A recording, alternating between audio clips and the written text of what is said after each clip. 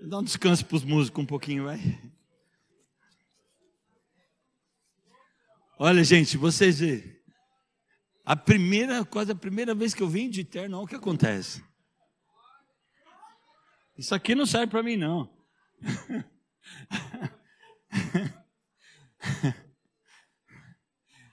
Oh, Jesus. O Senhor tem falado para mim, irmãos, no meu coração, que Ele quer festa santa, celebração ao Senhor. E aí você pode dizer assim: puxa, eu nunca esperava ver um pastor maluco dançar. Tem mais de um maluco aqui, né? Nem só eu, não. E se você abrir Salmo 100, que é bastante conhecido, ele diz assim: celebrai com júbilo ao Senhor. Vamos lá, todos os moradores da terra, servir ao Senhor com alegria. Como? E apresentai-vos a Ele com um cântico. Sabei que o Senhor é Deus. Foi Ele e não nós que nos fez povo seu e ovelha do seu pasto. Entrai pelas portas dele com louvor e em seus átrios com hinos de louvor. Cantai, louvai, celebrai, regozijai na presença do vosso Deus.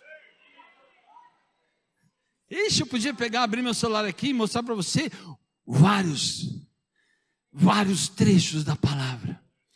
Quando o salmista ele foi pegar a arca, ele foi buscar a arca lá e ele trouxe, ele veio celebrando, saltando, pulando. O cara era o rei, mano, não era pastor não, o cara era o rei, era uma das maiores autoridades daquela época, mas a alegria dele era tanto, de poder estar transportando a arca do Senhor, e aí ele veio celebrando, veio fazendo festa, juntamente com o seu povo. E a palavra de Deus relata em vários textos, vários. Talvez um desses meses nós vamos tirar só para falar sobre louvor, adoração, exaltação, celebração ao nosso Deus. Vocês vão ver quanto da palavra de Deus tem nos dirigindo e nos orientando a celebrar Ele com alegria. Então não fique escandalizado não, tá bom? Abre seu coração para o novo de Deus aí, porque vem muita festa, vem muita celebração por aí, em nome de Jesus. O nosso Deus é vivo. Tem umas religiões aí que colocam Deus numa cruz, né? Coloca Ele lá, cabisbaixo, assim, todo entorcido e tal. Mas esse não é o nosso Cristo. O nosso Cristo, Ele sim, Ele foi crucificado, porque Ele precisava derramar o seu sangue para nos salvar. Só que depois disso sepultaram Ele. E aí diz que o príncipe da morte, o príncipe da vida, a morte não pôde reter Ele.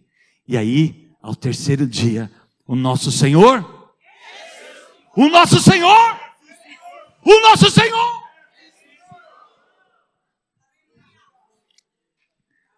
cadê o Serginho? Olha, por mim, eu já podia ir embora. Eu tô tão feliz na presença de Deus. Eu sei que o Senhor já fez milagres aqui. E depois, você que recebeu, testemunha. Traz pra gente o que Deus fez na sua vida, não é para fazer propaganda não. Mas o Senhor, Ele fez milagres aqui hoje. Eu tenho convicção, irmãos, eu não abro minha boca sem convicção não, vocês veem que eu não faço esse tipo de coisa, mas eu tenho certeza, porque eu estava ali, o Senhor falando assim, eu sou o mesmo, eu continuo fazendo sinais, prodígios e maravilhas. Só a senhora? Quem crê nisso? Oh, que coisa linda! Então, abre as escrituras aí, em 1 de Pedro, o capítulo 1. Vocês das câmeras me perdoem. Eu não sou nada comportado, né, Dalva? Me perdoa. Eu atrapalho tudo o trabalho deles aqui, mas é que o Santo de Israel habita em mim. Ele habita em você e não dá para a gente ficar muito naquela, né? Não dá. Nem voz quase eu tenho mais para ministrar. Vamos tentar. Vocês estão ouvindo aí? Então tá bom. Exortação à santidade é o título ou subtítulo que colocaram aqui na minha Bíblia.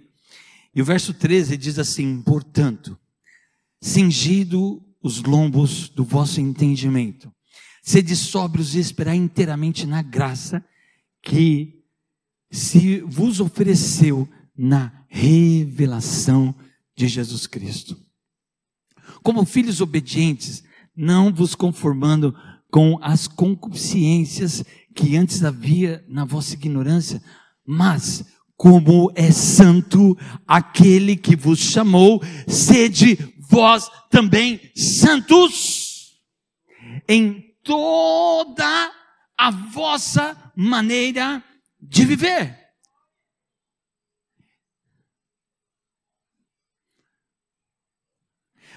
Portanto está escrito: sede santos, porque eu sou santo, diz o Senhor Todo-Poderoso. Amém. Jesus, nós nos alegramos. O principal motivo, nós temos muitos, mas o principal motivo de nós fazermos festa diante de Ti é a Tua tão grande salvação que tocou nas nossas vidas.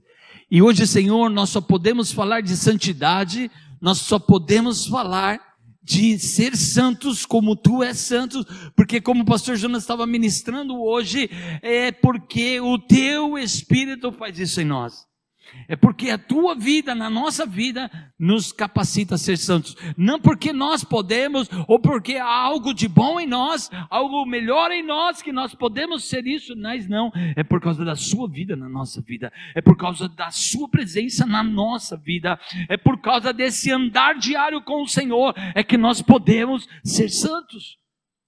E por isso, Senhor, nós pedimos revelação do Teu Espírito. Toda voz contrária está repreendida no nosso meio, em nome de Jesus. Toda força do mal, toda força das trevas contra as nossas vidas está repreendida na autoridade do nome de Jesus Cristo. E somente o Teu Espírito possa dizer, possa fluir, possa convencer os nossos corações de todas as coisas, em nome de Jesus Cristo. Amém. Sede santos, porque eu sou santo. Sede santos em toda a vossa maneira de viver. Mas pastor, é possível? É possível. A santificação é um ato soberano de Deus que, por meio da ação do Espírito Santo, leva o homem a relacionar-se com Deus em atitudes de santidade. A busca diária por santidade. Irmãos, nós só vamos parar de ser santos e buscar ser cada vez mais santos, mais puros, mais transparentes, mais honestos, só quando a gente morrer, porque enquanto nós estivermos vivos, nós vamos lutar pela nossa salvação, nós vamos lutar pela santidade, e Ele diz: sede santos em toda a vossa maneira de viver. Há uma busca diária por santidade, é para os eleitos, os crentes em Jesus Cristo, regenerados mediante o sacrifício de Jesus na cruz. Pastor Jonas já abriu o tema nessa manhã, com grandeza. Se você não pôde ouvir, né, não pôde participar do culto da manhã, mas vá lá na nossa página do YouTube e ouça as ministrações que já foram feitas na quarta-feira, e hoje também pela manhã, a respeito desse tema. Como eu acabei de dizer, a santificação, ela é um progresso, ela é progressiva, ela é todos os dias. Não tem como a gente baixar a guarda. Entende baixar a guarda? Né? Não tem como, Serginho, alguém que está ali numa guarita, né? Ele está numa guarita de plantão para proteger o seu quartel. Ele não pode baixar a guarda. Ele não pode tirar a mão do fuzil, ele não pode cochilar, os seus olhos estão o tempo todo para cá, para lá, varrendo, olhando, e arma em punho. Aqui está engatilhado, está tudo preparado, porque ele não pode bobear. A nossa vida é assim, a gente não pode baixar a guarda. Se baixar a guarda, toma a pancada do inimigo. Então é progressivo, é isso aí. A santidade, ela é dia a dia uma nova conquista, um novo patamar, um novo tempo, mais de Deus para a vida da gente.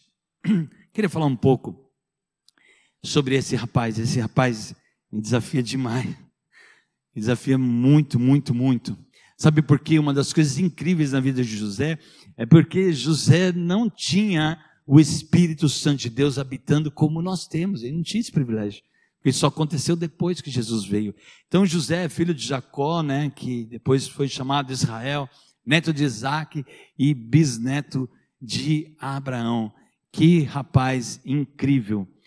Eu fico muito impressionado com o que Deus fez na vida dele. Eu vou relatar algumas coisas para a gente não estender no tempo. Mas em Gênesis capítulo 37, Jacó, que se tornou Israel, ele tinha 12 filhos. Mas diz que ele amava muito José. José devia ser um filho incrível. E se a gente vê a história dele, já dá para entender por que ele era tão querido. E o pai fez uma túnica de várias cores para ele, uma roupa especial. Mas isso serve de uma lição, porque isso não foi muito positivo, né? Eu pelo menos eu tenho 2 filhos. Eu nunca ouvi meus filhos dizerem assim: o senhor gosta mais, o Eric falar, o senhor gosta mais da Amanda, e a Amanda dizer mais, o senhor gosta mais do Eric. Desde sempre a gente procurou amar eles de uma forma bastante igual, né? Apesar que eles são muito diferentes, mas procuramos os amar de igual e não mostrar favoritismo para nenhum deles, porque isso não é bom. Então, aos que não têm filhos ainda, né? Lembrem disso lá na frente. E quem já tem, cuidado, porque o favoritismo, né? Um pai, uma mãe muito apegado a um filho, isso gera inveja na galera, né? E não foi diferente aqui nessa família dos patriarcas, né? Eles não gostaram dessa atitude, porque era claro o favoritismo de Jacó com José. E aí os seus irmãos ficaram com muita inveja disso. Mas aí, outra lição que a gente aprende com José é que ele teve 2 sonhos. Só que José tinha a língua um pouquinho solta. Não, talvez tudo bem, está dentro do plano de Deus, dentro do projeto, né? Deus queria mostrar isso para a família e para nós também. Mas aí ele sonhou 2 coisas, ele contou para a família dele. E um deles era assim: eu tive um sonho e que o meu molho estava em pé, né? O meu feixe, eles trabalhavam com roça, né, e tal. Ele falou: meu feixe estava em pé e o de vocês estava ao redor e o de vocês inclinavam ao meu. Rapaz, os caras já estavam com bronca da tal da túnica colorida que só ele tinha, né? E agora o cara sonhando um negócio que, tipo assim, nós vamos nos encurvar você, a gente vai se inclinar. Não gostaram dessa parada, não. Aí depois vem um outro sonho, e ele, o linguarudo, abre a boca de novo e fala assim: olha, eu sonhei outro sonho. Aí o pessoal, lá vem um sonhador. Ele diz assim: mas esse é assim, o sol e a lua e 11 estrelas se curvavam a mim. Ele disse: o pai dele falou assim: rapaz, você está falando que até eu e a sua mãe vamos nos curvar diante de você, cala a boca, né? Tipo assim. Mas diz que Jacó guardou isso, essas 2 revelações, guardou no coração. Ele até repreendeu o José, mas ele guardou isso, porque ele falou: tem uma coisa estranha nesse sonho aí, né? E aí ele guardou isso. Mas eu vou deixar aqui uma palhinha para você, uma dica, né? Hoje usa muito, né? Fica a dica. Irmãos, eu tenho aprendido, eu aprendi isso um pouco tarde, mas eu tenho aprendido que a gente não deve revelar os nossos sonhos. Os projetos, os planos, não expõe a sua vida, não exponha as viagens que você faz, os passeios, os jantares, não coloque as coisas nas redes, porque nem todo mundo gosta de você, nem todo mundo que está dando likezinho lá e tal, está gostando de você, muitos te invejam. Então, outro dia o Senhor me acorda e diz assim: tira tudo. Eu apaguei o Facebook e até ao meio-dia eu apaguei tudo que tinha na minha rede. O Senhor me acordou e Ele falou assim: apaga tudo. E eu tenho ouvido homens de Deus falar e eles contam coisas impressionantes. Como do outro lado as pessoas conseguem distorcer uma coisa bacana. Então, se você quiser um conselho de graça, que eu sei que você não pediu, mas eu te digo, não conte os seus projetos e os seus sonhos para ninguém. Ok? Não estou dizendo o esposo, né? Mas eu estou falando a galera aí.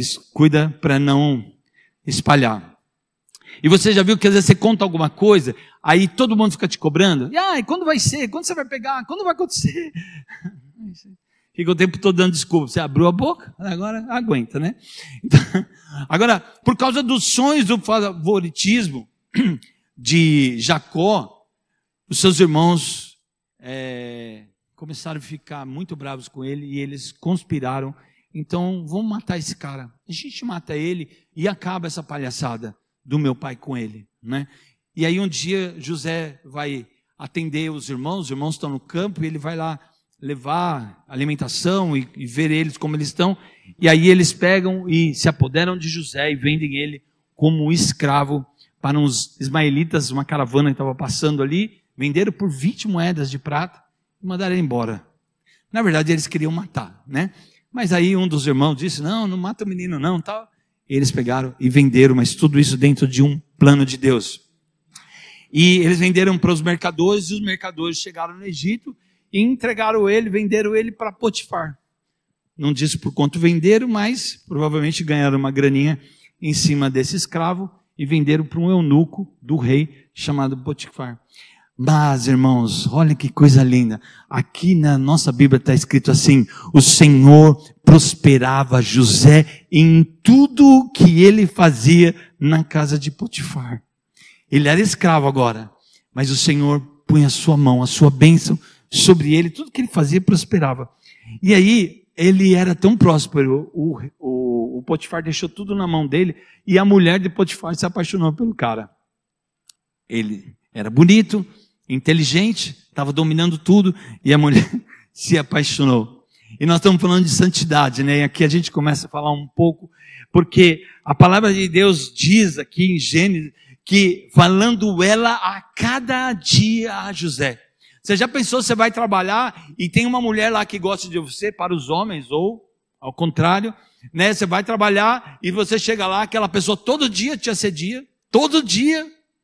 E é isso que começou a acontecer. Diz que ela todo dia assediava, e o assédio dela não era uma piscadinha, uma flertada, uma coisinha assim, uma paquerinha, não. Ela falava claramente para ele: deita-te comigo. Todo dia. Não sei por quanto tempo, mas era uma tentação terrível.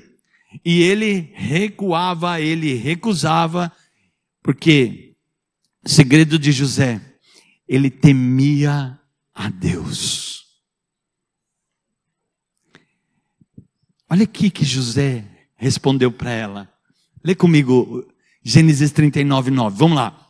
Como, pois, faria este tamanho mal e pecaria contra o meu Deus? De novo.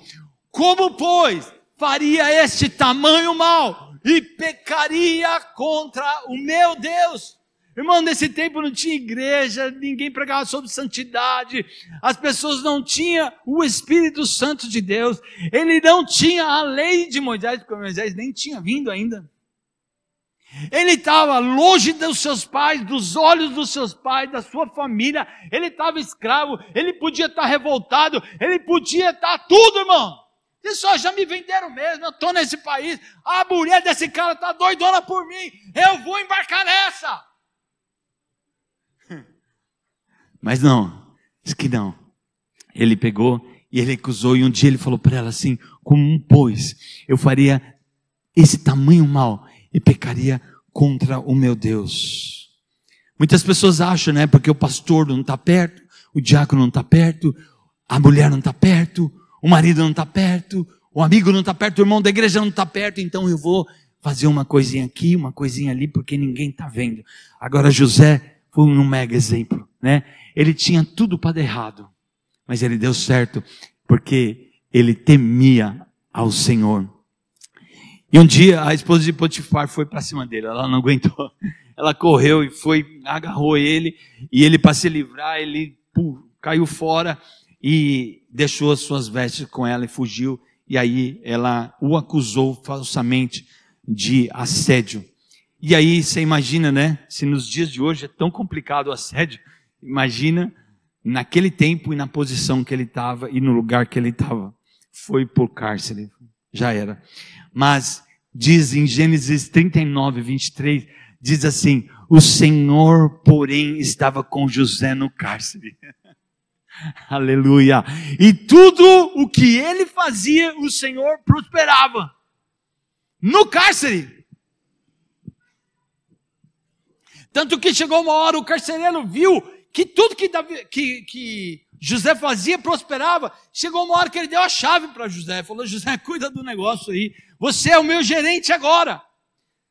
E o Senhor prosperava a vida dele. Ele devia cuidar muito bem daqueles presos. E o preso no cárcere, ele ganhou confiança. O carcereiro passou a servir todo mundo naquele lugar. E aí, irmãos, um dia, às vezes a gente acha que no meio que a gente está passando aquela tribulação, aquela angústia, aquele negócio, a gente muitas vezes não entende, mas às vezes é naquele momento ali que o Senhor quer te usar. Você passando uma baita de uma luta e o Senhor quer te usar para abençoar outro. E aí ele está lá, aí o padeiro mor e o copeiro mor tinham feito alguma coisa errada lá, estavam presos também. Eles tiveram sonhos perturbadores, sabe aqueles sonhos que você amanhece assim, né, lembrando daquele negócio e sabendo dos detalhes. E aí eles contaram para José, e José interpretou. E a interpretação, para ser bem resumido, a interpretação foi assim: para o copeiro mor, ele falou assim: olha, você vai voltar para o palácio, você vai voltar a servir o rei. E ele falou: yes, que bom, glória a Deus, aleluia.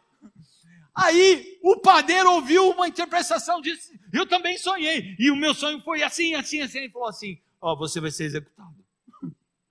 E infelizmente foi exatamente assim. O copeiro voltou e o padeiro foi executado, conforme o sonho dele. José interpretou, mas na hora desses caras irem embora, José pegou para o copeiro que ia voltar, né? E falou assim: olha, quando você for para lá, lembra de mim. Lembra de mim, fala lá no palácio, né? Porque eu estou aqui injustamente. Fala de mim lá no palácio, mas esqueceram. Diz que o copeiro esqueceu de José. 2 anos ele continuou preso. Mais 2 anos preso. E aí, Faraó teve 2 sonhos perturbadores também. Chamou os adivinhadores, os magos, os astrólogos, chamou todo mundo. Eu tive o sonho, eu quero a revelação disso, porque esse sonho não é um sonho normal. E aí todo mundo veio, se apresentou, ninguém conseguia revelar. Aí ele disse assim, o copeiro estava lá servindo, o rei falou assim: o rei, posso falar uma coisa para o senhor? Pode? Então, lá no cárcere tem um hebreu que ele entende desse negócio de interpretar, então manda chamar. Aí diz que deram um banho nele, né? Puseram roupas, cortaram a barba, e ele subiu para falar com o rei. E aí o rei falou para ele assim: olha, eu tive um sonho e ninguém sabe interpretar. Ele falou: conta aí, conta o sonho e tal. E aí ele contou o sonho, o faraó contou o sonho para José. E aí, irmãos, quando ele termina nessa, vocês lembram, né? 7 vacas gordas, e aí 7 vacas magras comiam as gordas e continuavam magras. Aí tinha 7 espigas gordas, cheias e tal. Aí nascia 7 magrelas, queimada, né? E elas comiam, elas engoliam as boas, mas continuava raquítica. E foi isso que deixou assim o rei, né, assustado, porque os magros comendo aqueles gordões e continuavam magros, alguma coisa estava errada, isso deixou ele assim apavorado. E ele contou, e aí José disse assim: o meu Deus te revela, o meu Deus pode te dizer o que é. E aí ele contou: olha, esses sonhos são 7 anos de prosperidade, e depois vão vir 7 anos de muita fome, como nunca foi vista. Aí o rei olhou para ele e falou assim: não tem ninguém mais preparado, mais inteligente, mais capaz do que esse. E falou assim: olha, você é a 2ª maior autoridade do Egito.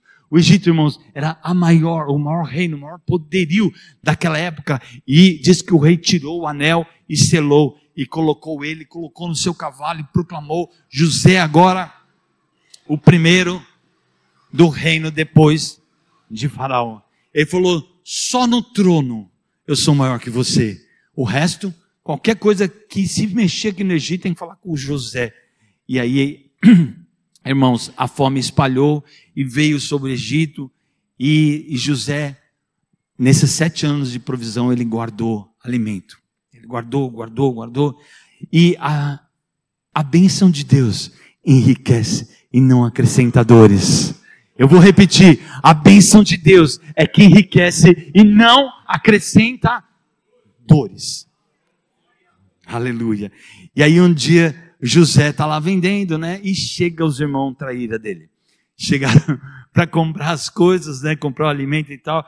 E José estava muito modificado agora, né? Porque agora ele tinha todos os traços de um egípcio, né? Roupa de egípcio e tal. Então eles não conheceram, mas ele conheceu os irmãos. Os irmãos, olha que coração maravilhoso desse menino, né? Chega os irmãos ali e José não se vinga dos irmãos. Ele não se vinga. Ele pega e recebe eles. E depois José pega. E nesse momento, José, ele que passa a ser, né, a segunda pessoa mais poderosa, os seus irmãos vêm e se reverenciam diante dele. Igualzinho o sonho aconteceu. Eles não imaginavam quem era José nesse momento, mas eles se chegam e se inclinam ao homem mais poderoso daquele momento. E os sonhos se cumprem. Mas irmãos, olha que coração desse cara. Ele perdoa os seus irmãos. A traição dos seus irmãos não foi pequena. Primeiro que eles queriam matá-lo e ele sabia. E depois venderam, não foi fácil, a vida dele foi terrível, mas ele naquele momento, ele tem um coração igual ao coração de Deus. Um coração que perdoa, ele libera perdão para sua família, dá suprimento para eles, e depois fala para eles voltarem para lá, para casa, e ele vem e acolhe depois a sua família, traz eles ali para a terra, e a sua família vai morar perto dele agora.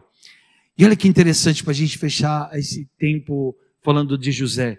Nasce o primeiro filho de José e ele coloca o nome de Manassés. Ele diz assim: Deus me fez esquecer de todo o trabalho de toda a casa de meu pai. Ao meu entender, simples entender, não é um esquecer de, não lembro mais o que eles fizeram, mas é perdão. Que coisa linda, né? Vocês estão perdoados, fiquem tranquilos, né? E depois nasce o segundo filho, ele chama de Efraim. Ele diz assim: Deus me fez crescer na terra da minha aflição. Irmão, não importa onde você está passando, Deus pode te fazer crescer no meio da tormenta. Que Ele é o Deus de toda a provisão, Ele é o Deus todo-poderoso. Então, fica tranquilo, porque se você e eu estivermos em santidade, vivendo diante do Senhor, Ele vai nos abençoar. E todos os países ao redor vinham. Irmãos, para a gente ir finalizando essa parte de José, José não desistiu dos seus sonhos, não desistiu daquilo que o Senhor colocou no seu coração. Ele viveu em santidade, ele passou por todas aquelas provas. Quando ele teve a oportunidade de se vingar agora da sua família, ele não se vinga. Quando ele pode fazer alguma coisa contra eles, ele recebe, ele dá alimento, ele devolve o dinheiro e depois ele diz: vem aqui morar perto de mim, porque aqui tem muita provisão. Que coração maravilhoso, que atitude linda, uma atrás da outra, uma mais linda que a outra. E ele teve a oportunidade, né, de se vingar, mas ele perseverou em santidade. Ele trabalhou de bom grado como escravo. Ele trabalhou, ele serviu por onde ele passou. Ele liberou perdão para todos os seus opositores. Ele foi mostrando, irmãos, porque me impressiona, eu estou tocando um pouco mais sobre a vida dele, porque ele não estava debaixo da graça. Ele estava numa aliança antiga, uma aliança ainda iniciante com o seu bisavô. Mas ele tinha o temor de Deus, que é o princípio da sabedoria. É o princípio da sabedoria. E ele se preservou em santidade e temor a Deus. Mesmo estando na velha aliança. Mesmo não tendo a habitação do Espírito de Deus. Ele se perseverou em santidade. Como eu deixei esse versículo até agora aí, né? Como, pois, eu faria este tamanho mal e pecaria contra o meu Deus? Não, ele não pecou. E aí chegou esse camarada no governo, dominando tudo e dando exemplos, um exemplo melhor que o outro. um mais lindo que o outro, e o cara chega no governo. Pode ler comigo essa frase? Santidade é a essência de Deus, e sem santidade ninguém...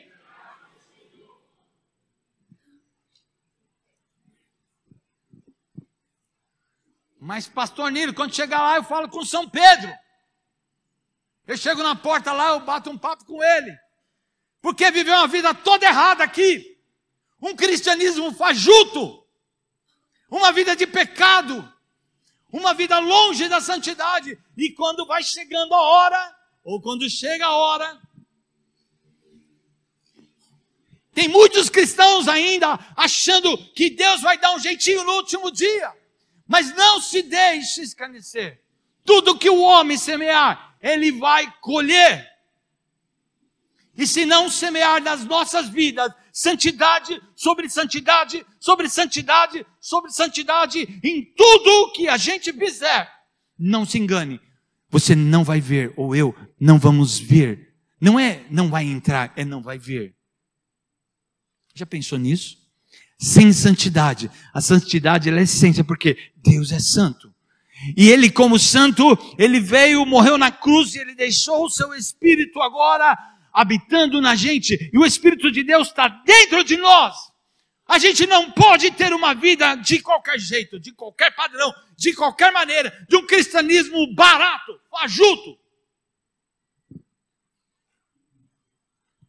Sede santos, porque eu sou santo, e sem santidade ninguém vai ver Deus. Não é entrar no reino de Deus, é não vai ver Ele. 1 de Pedro 1, nós começamos com esse texto, vamos ler juntos? Mas assim como é santo aquele que os chamou, sejam santos, vocês também em tudo o que fizerem.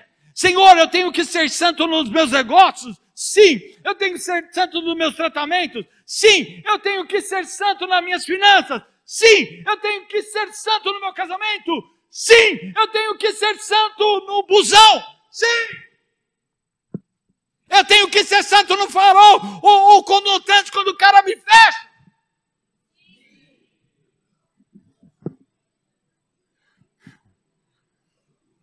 Sede santos em toda vossa maneira de viver. E a gente vai finalizando. Gálatas, no capítulo 5.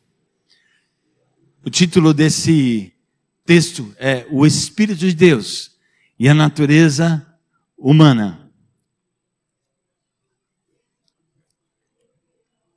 Essa versão da Bíblia está numa linguagem atual. Ela diz assim, quero dizer a vocês o seguinte: deixem que o Espírito de Deus dirija a vida de vocês e não obedeçam os desejos da natureza humana. Quem dirige aqui alguma coisa? Bicicleta, moto, carro, fogão? Fogão não. Quem dirige alguma coisa? Levanta a mão, por favor. Legal. Quando a gente está dirigindo lá, alguma coisa que a gente dirige, ele está o quê? A gente tem lá o negócio, a bicicleta, a moto, o carro, sei lá, o busão. A gente está dirigindo aquilo e a gente leva aquilo para onde a gente quer, não é isso? A gente engata lá a primeirona, tal, e vamos levar aquele negócio para onde a gente quiser que vá. Aí ele diz assim, deixem que o Espírito de Deus dirija a vida de vocês. Pastor, mas eu gosto de decidir as coisas, eu gosto de fazer as coisas do meu jeito, eu gosto de fazer as coisas sem orar, eu faço sem orar mesmo. Então, deixa ele está falando assim, deixe o Espírito de Deus dirigir a vida de vocês. E não obedeçam os desejos da natureza humana, porque ela é esquisita, gente. A natureza humana quer cada coisa estranha. Ele diz, não deixa ela. Porque o que a nossa natureza humana quer é contra o que o Espírito, letra maiúscula, o que o Espírito quer, o Espírito de Deus. E o que o Espírito de Deus quer é contra o que a natureza humana quer. Os dois são inimigos. E por isso vocês não podem fazer o que vocês querem. Não podemos entrar em qualquer lugar. Não podemos olhar qualquer coisa. Não podemos dar mau testemunho. Pastor, mas eu gosto. Mas ele diz, se comer carne escandaliza o teu irmão, não coma na frente dele. Não é?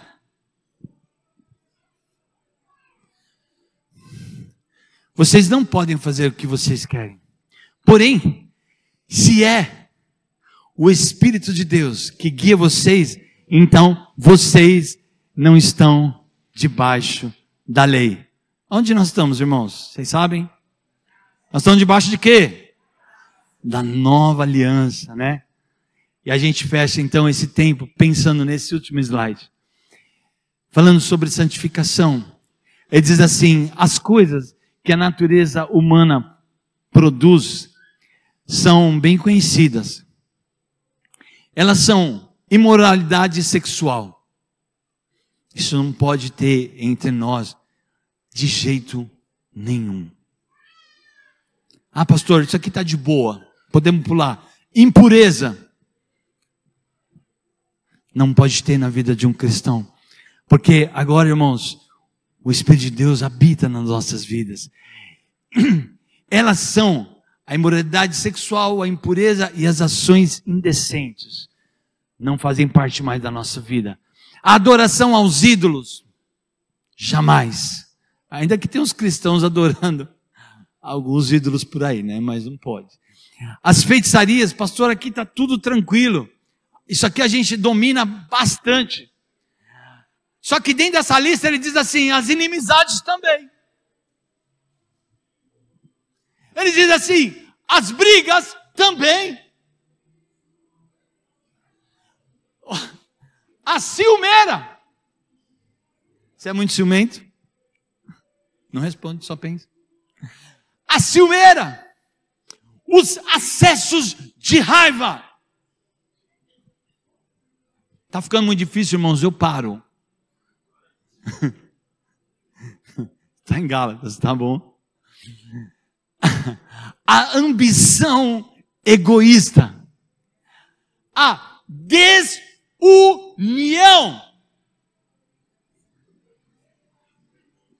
As divisões. As invejas. As bebedeiras. As farras. E outras coisas parecidas com essas. Leia o que está no último, por favor, junto comigo. Repito o que já disse. Os que fazem essas coisas não receberão o reino de Deus. Vamos fechar. Olhando para a vida de José. Uma pessoa que não tinha a habitação do Espírito de Deus. Uma pessoa que estava no começo da antiga aliança. Mas ele tinha algo muito lindo, que está faltando para muito cristão. É temor de Deus. É cuidado, por saber que Deus está dentro de nós. E nós não podemos viver de qualquer jeito. A gente não pode viver no padrão do mundo. O mundo está entrando na igreja. As igrejas estão se adequando o máximo possível para parecer com o mundo, para que quando as pessoas cheguem aqui, não tenha muito choque. Então, eles dizem, eu fico aqui mesmo, porque é bem parecido. A vida daqui é bem parecida com a de lá, e está tudo bem. E eu sou crente, eu sou cristão, eu sou isso, eu sou aquilo. Mas sem santidade, ninguém verá a Deus. Essa é a realidade da nossa vida. Então, se estamos praticando alguma coisa que entristece o Espírito de Deus, pare hoje, em nome de Jesus. Faça uma análise na sua vida, essa lista é pequena. Mas nós não podemos viver do nosso jeito. A gente não pode viver de qualquer maneira.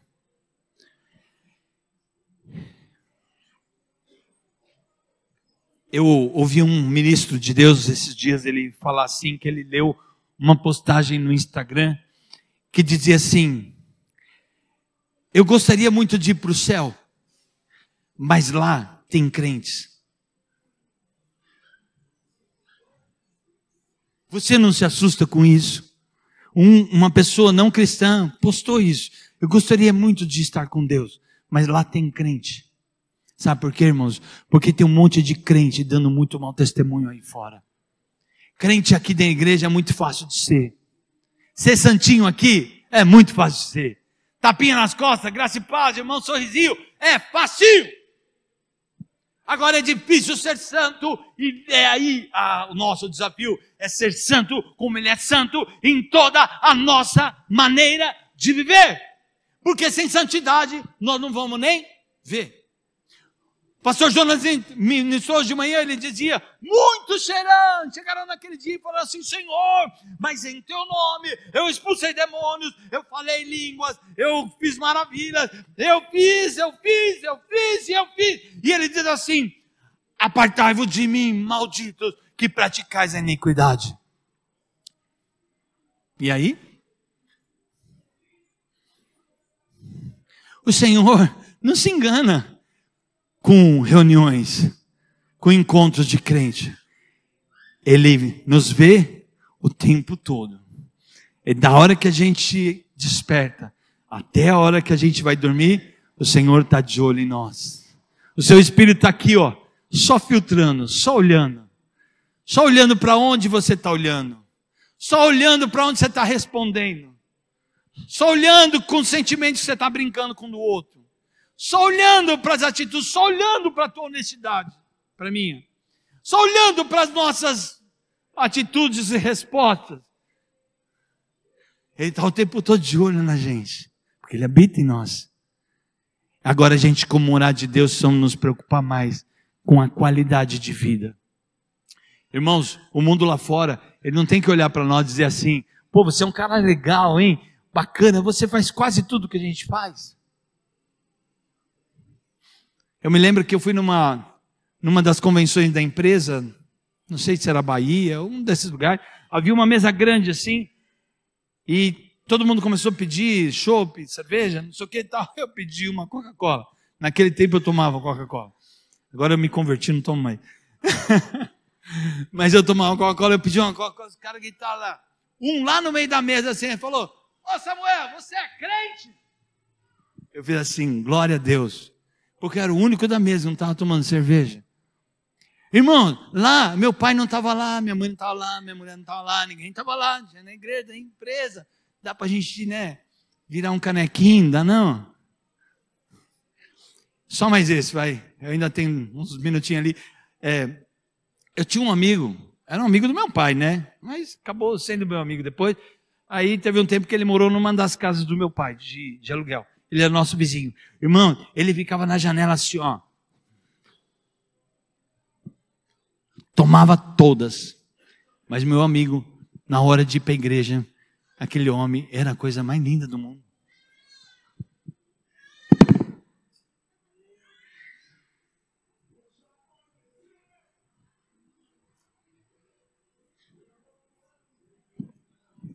Punha um terno, uma gravata, escovava a barba, penteava o cabelo, punha um trident na boca, punha o seu violino nas costas, pegava a sua Bíblia e saía. Chegava na igreja, tocava na banda. Ele chegava da igreja, a gente chegava também da nossa igreja, e ele estava na janela fumando de novo. Cristianismo é esse? Que bagunça é essa? Sede santos, porque eu sou santo, diz o Senhor. Repito, aqui ele está dizendo, né? Repito o que eu já disse: os que fazem essas coisas não receberão, não herdarão, não entrarão no reino de Deus. Então, não sobra para nós uma outra condição a não ser santos em tudo. Tudo. E aí, irmãos, para fechar esse tempo de meditação, a nossa santidade diária vai trazer um poder e uma glória muito grande quando nós nos reunimos. E quando a gente se reunir, uns têm salmos, outros têm hinos, outros têm cânticos espirituais, outros dançam, outros celebram, outros se alegram, outros festejam. Quando a gente se reúne, a manifestação de Deus vem sobre nós. Porque a nossa vida diária é uma vida de santidade. E sem santidade, ninguém vai ver a Deus. Graça e paz, queridos.